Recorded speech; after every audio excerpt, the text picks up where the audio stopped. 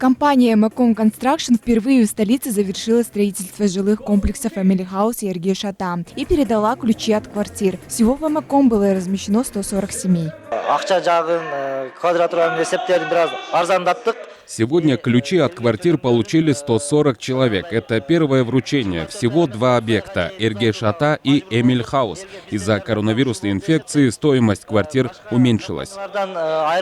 Эмаком работает на строительном рынке Кыргызстана с 2017 года. Эмаком – динамично развивающаяся строительная компания, которая быстро стала одним из лидеров строительного рынка Кыргызстана. Одним из основных направлений деятельности компании является предоставление доступного семейного жилья. В условиях пандемии этого года компания предоставила клиентам ряд преимуществ. Купили квартиру, и вот дизайнерский сертификат получили. По словам Зуры Абдразаковой, мечта ее дочери получить квартиру сбылась.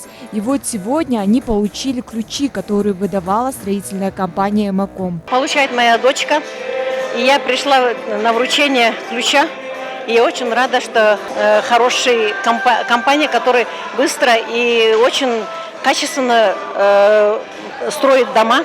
Надежда у всех, оказывается, для красивого дома у каждого есть, и эту надежду они выполнили. Приоритетным направлением деятельности компании является строительство современного доступного жилья, преимущественно в сегменте промышленного жилищного строительства. Компания реализует проекты в Аше, Бишкеке, Джалабаде и Кызылкие.